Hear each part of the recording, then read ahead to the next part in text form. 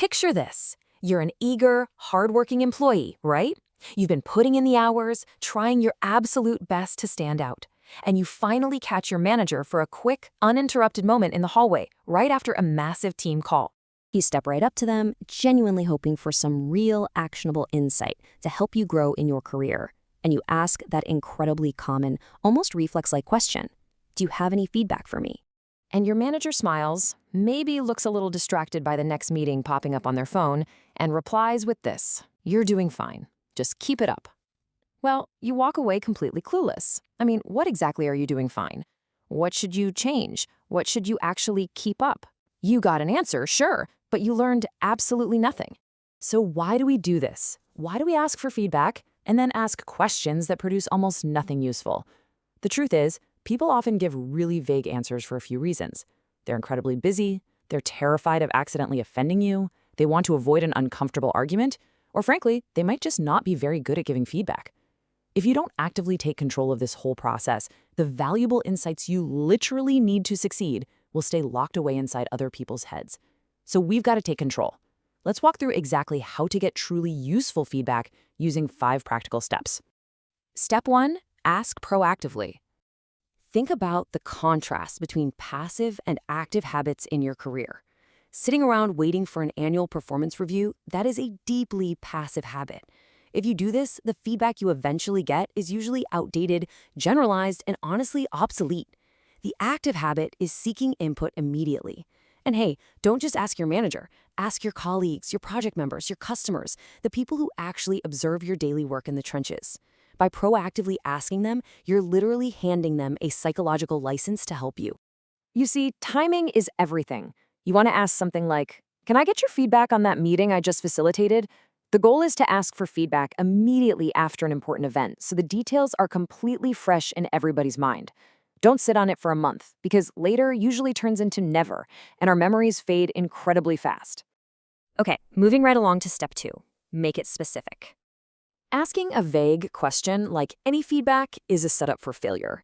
It gives the other person absolutely zero clue what you actually want to know, which immediately makes it stressful for them to answer. But a specific question, like "what is one thing I could do differently?" that is a total game changer. You're making it safe and easy for them to pinpoint just one specific area of improvement without making them feel like they're tearing down your entire character. Let's expand that into a really highly effective workplace example. Try this. When I facilitate stakeholder meetings, what is one thing I could do differently? This specific question forces the feedback giver to focus on a single, actionable behavior. It completely removes that immense pressure of evaluating you as a whole person, and it narrows the focus strictly down to a concrete, trainable skill that you can actually go practice. Which brings us to step 3, seek future advice. Now, this is where it gets really interesting. This step shifts the focus completely away from past failures and points it straight toward future solutions. Think about it. If you ask about what you did wrong in the past, it makes people uncomfortable and it inevitably puts you on the defensive. It feels like an interrogation, right? But asking for advice on what to do next time, that opens up a completely constructive, forward-looking dialogue.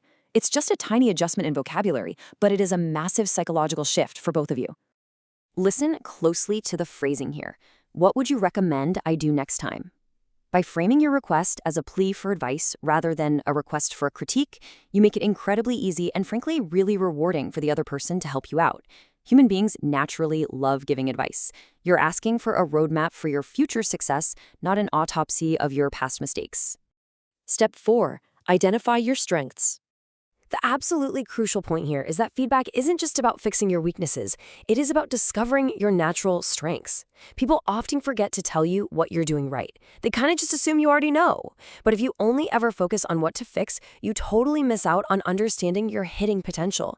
You have to explicitly ask what you are doing well so you know exactly what to double down on and continue doing. So to extract that positive reinforcement, you might ask, what worked particularly well in that presentation? When you get the answer to this, you learn what your true natural strengths are. And spending your energy in that strength zone is exactly where you're going to learn the fastest, perform the absolute best, and ultimately accelerate your entire career trajectory. And finally, step 5, turn feedback into action. Let's look at how this all builds into an engine for continuous career improvement. First, you ask proactively using our specific phrasing. Then, you listen. And remember, you're listening to understand, not to argue. Feedback is really just another person's perspective. You don't need to defend yourself. Keeping this open mindset is the very foundation of growth. From there, you clarify, you act on the new information, and then, of course, you improve. I actually want to pause on that clarify step for a second because this is where things often break down. If the feedback you receive is still a bit fuzzy, like let's say a colleague tells you to be more active in meetings, you absolutely must ask clarifying questions until you have a concrete action to implement. Do they mean you should offer more ideas? Do they mean you shouldn't be looking at your phone? Ask them for a specific example until the feedback is clear enough for you to literally act on it tomorrow. Let's bring this all the way back to our opening employee, but this time they skip those vague questions. They use our specific future-focused framework, and instead they ask their manager, when I facilitate stakeholder meetings, what is one thing I could do differently? And here is the deeply satisfying payoff. Because the question was specific and asked for advice rather than criticism, the manager doesn't freeze up. Instead, they can instantly provide a clear, actionable tip that the employee can use right away. The guesswork is completely gone, replaced by real, usable guidance that builds a better career. So, I want to leave you with this final, provocative question. What is one piece of feedback you could ask someone for this week? Don't wait around for your next annual review. Take control of your career right now. Plan your specific question today and go ask someone tomorrow.